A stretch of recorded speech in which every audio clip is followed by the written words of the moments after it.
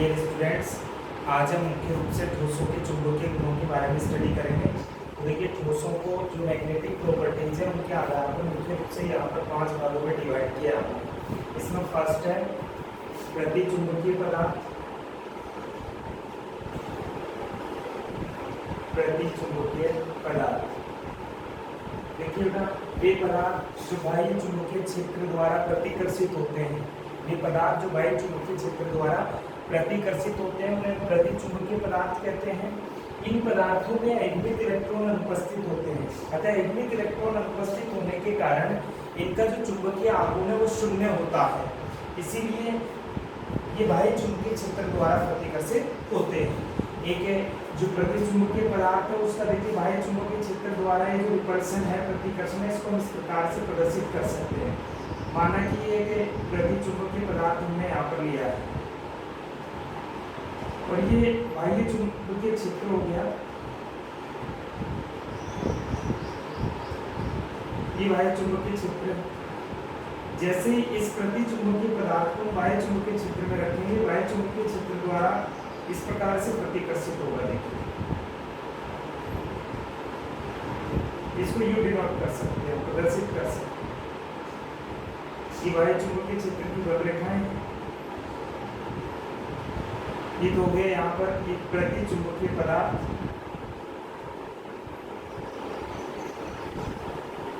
और ये हो गया बाह्य चुंबकीय क्षेत्र, ये बाह्य चुंबकीय क्षेत्र। देखिए, प्रतिचुंबकीय पदार्थों के कुछ एग्जांपल्स यहाँ पर हम लेंगे। जैसे देखिए, जिंक सेकंड आयन है, प्रतिचुंबकीय होता है। कैडमियम सेकंड है, प्रतिचुंबकीय होता है, क्योंकि दोनों में ये एग्नित इलेक्ट्रॉन अनुपस्थित होते हैं। और इनके कंपाउंड्स हम ले सकते हैं, जैसे देखिए जिंक ऑक्साइड है, कैडमियम का ऑक्साइड है, जिंक क्लोराइड है। आगे जैसे देखिए सोडियम आयन है, मैग्नीशियम आयन है, एल्यूमिनियम आयन है, इनमें भी एग्नित इलेक्ट्रॉन अनुपस्थित होते हैं। और इनके कंपाउंड्स भी हम ले सकते हैं, जैसे देखिए NaCl है, मैग्नीशियम क्लोराइड है, एल्यूमिनियम क्लोराइड है।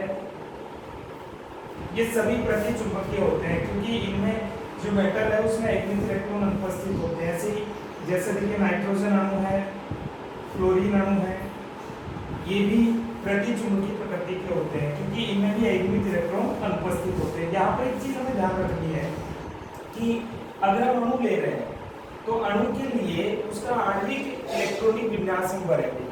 आणविक इलेक्ट्रॉनिक विन्यास 11th क्लास में हमने एमओटी पढ़ाया, आणविक आकर्षण सिद्धांत, उसकी सहायता से हम करते हैं।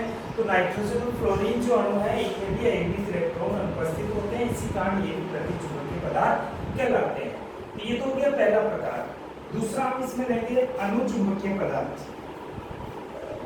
अनुचुंबकीय पदार्थ तो देखिए, इसका बिल्कुल अपोजिट हो गया। वे पदार्थ जो बाह्य चुंबकीय क्षेत्र द्वारा आकर्षित होते हैं अनुचुंबकीय पदार्थ कहलाते हैं। इन पदार्थों में अयुग्मित इलेक्ट्रॉन उपस्थित होने के कारण इनका चुंबकीय आघूर्ण शून्य से अधिक होता है। इसके लिए इस प्रकार से हम देखिए एक अनुचुंबकीय पदार्थ ले रहे हैं। यहाँ पर माना कि ये एक अनुचुंबकीय पदार्थ है,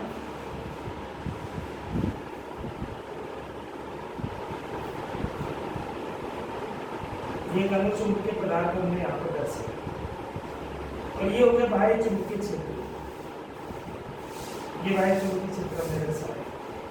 देखिए, जैसे ही इस अनुचुंबकीय पदार्थ को बाह्य चुंबकीय क्षेत्र में रखेंगे तो ये बाह्य चुंबकीय क्षेत्र के द्वारा आकर्षित होता है। देखिए, इस प्रकार से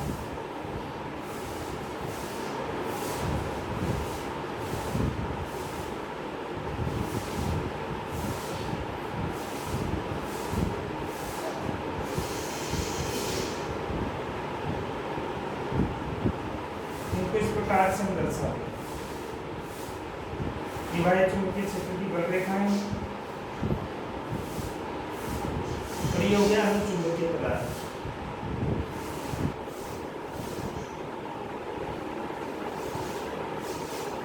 ये अनुचुंबकीय पदार्थ, ये हो गया बाह्य चुंबकीय क्षेत्र।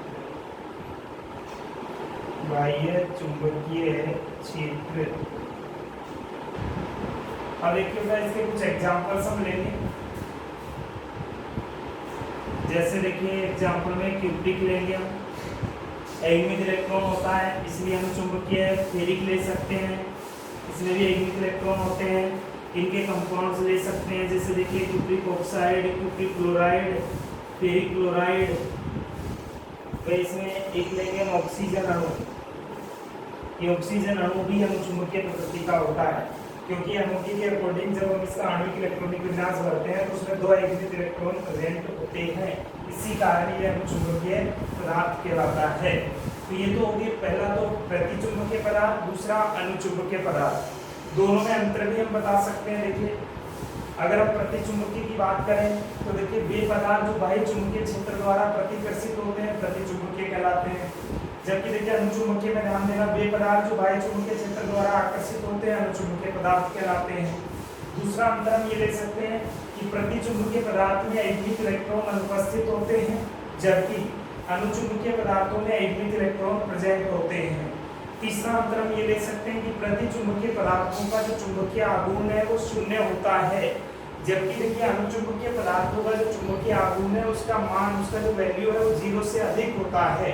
और इनके जो एग्जांपल्स हमने यहाँ पर लिए हैं दोनों के, ये एग्जांपल्स हमें मुख्य रूप से ध्यान रखने हैं, क्योंकि यहाँ से जो क्वेश्चन है एग्जांपल बेसिस क्वेश्चन ही पूछा जाता है। जैसे देखिए क्वेश्चन यहाँ पर हम पुट कर रहे हैं, आप लोग ध्यान देना कि जिंक सेकेंड आयन, अगर हम जिंक सेकेंड की बात करें, जिंक सेकेंड आयन प्रतिचुंबकीय है जबकि क्यूप्रिक आयन अनुचुंबकीय होता है। क्यों? जिंक सेकेंड आयन प्रतिचुंबकीय है जबकि क्यूप्रिक आयन अनुचुंबकीय होता है। क्यों? तो देखिए इसका आंसर हम क्या लेंगे, सीधा सा हमें आंसर इस प्रकार से नोट करना है कि जिंक सेकेंड आयन में अयुग्मित इलेक्ट्रॉन, जिंक सेकेंड आयन में अयुग्मित इलेक्ट्रॉन अनुपस्थित होते हैं, जबकि क्यूप्रिक आयन में अयुग्मित इलेक्ट्रॉन उपस्थित होता है। इसी कारण जिंक सेकेंड आयन प्रतिचुंबकीय है जबकि क्यूप्रिक सेकेंड आयन अनुचुंबकीय होता है। ये दो प्रकार हो गए इसके। आगे हम थर्ड लेंगे इसका लोह चुंबकीय पदार्थ।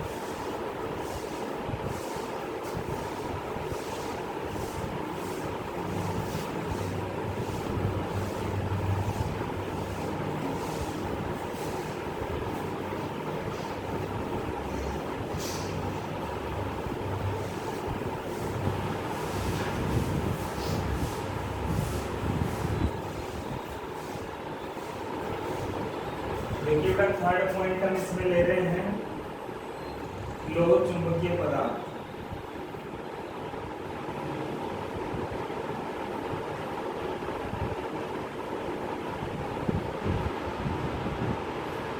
देखिए इसमें ध्यान देना, वे पदार्थ जो बाह्य चुंबकीय क्षेत्र द्वारा प्रबलता से आकर्षित होते हैं तथा बाह्य चुंबकीय क्षेत्र से हटाने के पश्चात कुछ समय तक स्वयं चुंबक जैसा व्यवहार दर्शाते हैं, लोह चुंबकीय पदार्थ कहलाते हैं। जैसे देखिए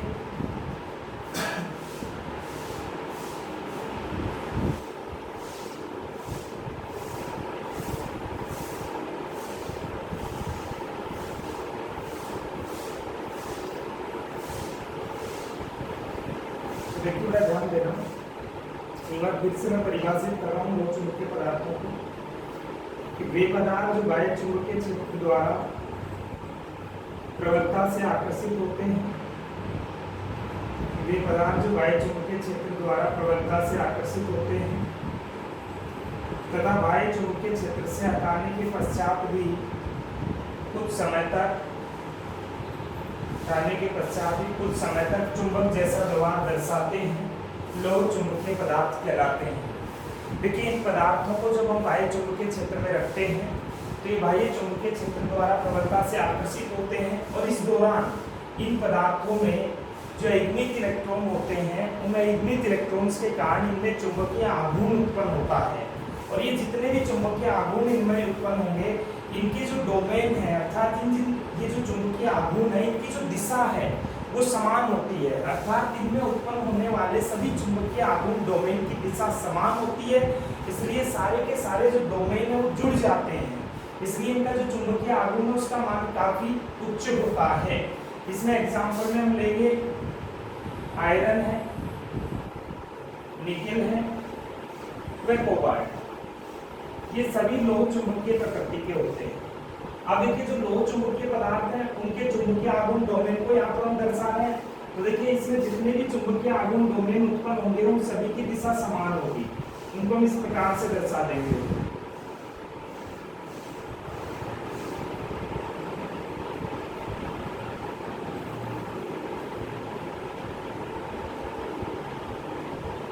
ये हो गए चुंबकीय आघूर्ण डोमेन, चुंबकीय आघूर्ण डोमेन सभी की दिशा समान होती है। ये तो गया लोह चुंबकीय पदार्थ। फोर्थ हम इसमें लेंगे लघु लोह चुंबकीय पदार्थ।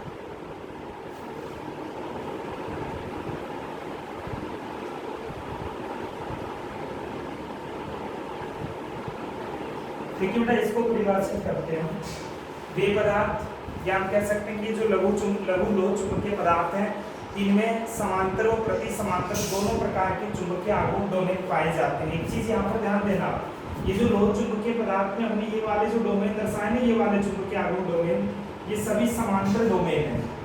अगर हम इस वाले की बात करें तो ये प्रति समांतर डोमेन होता है, जबकि ये हो गया समांतर डोमेन और ये हो गया प्रति समांतर, ये प्रति समांतर। तो देखिए जो लोह चुंबकीय पदार्थ है उनमें तो सारे के सारे डोमेन कौन से होते हैं, समांतर वाले होते हैं, इसलिए सभी आपस में जुड़ेंगे, इसलिए पदार्थों के चुंबकीय आघूर्ण का मान क्या होता है, उच्च होता है। जबकि अगर हम लघु लोह चुंबकीय पदार्थ की बात करें तो इन पदार्थों में चुंबकीय आघूर्ण के समांतर और प्रति समांतर दोनों प्रकार के डोमेन पाए जाते हैं, परंतु जो समांतर डोमेन है उनकी संख्या प्रति समांतर डोमेन की अपेक्षा अधिक होती है। इसलिए इन पदार्थों का जो चुंबकीय आघूर्ण है वो शून्य से अधिक होता है। शून्य से क्या होगा, अधिक होता है। पहले तो इनके हम चुंबकीय आघूर्ण डोमेन को दर्शाते हैं, फिर एग्जाम्पल दर्शा देंगे।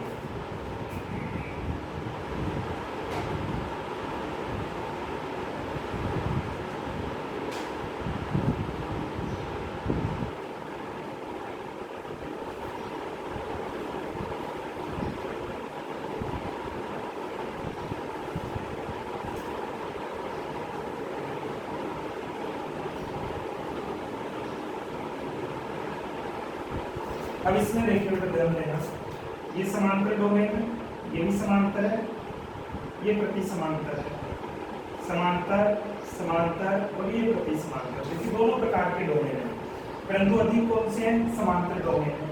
देखिए ये आपस में निरस्त हो गए, ये आपस में निरस्त हो गए, बट ये परिणामी शेष बच गए। अगर कह सकते हैं कि जो लघु लोह चुंबकीय पदार्थ हैं इनके चुंबकीय आघूर्ण के मान शून्य से अधिक होते हैं। ये हो गया इनका चुंबकीय आघूर्ण डोमेन, चुंबकीय आघूर्ण डोमेन। तो देखिए इसके एग्जांपल क्या होंगे, मैग्नेटाइट Fe3O4, मैग्नेटाइट एक लोहे का एसिड है जो लघु लोह चुंबकीय प्रॉपर्टी दर्शाता है। इसमें लास्ट हम लेंगे 5th नंबर पर प्रति लोह चुंबकीय पदार्थ।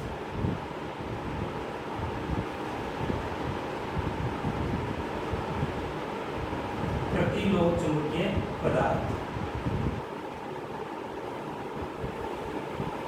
देखिए बेटा इसमें ध्यान देना, इन पदार्थों में समांतर और प्रति समांतर जो चुंबकीय आघूर्ण डोमेन है उनकी संख्या समान होती है, बराबर होती है। अतः ये जो समांतर और प्रति समांतर चुंबकीय आघूर्ण डोमेन होंगे ये एक दूसरे के प्रभाव को निरस्त कर देते हैं, इसलिए प्रति लोह चुंबकीय पदार्थों का जो कुल चुंबकीय आघूर्ण है वो शून्य होता है। जैसे देखिए यहाँ पर हम प्रदर्शित करेंगे,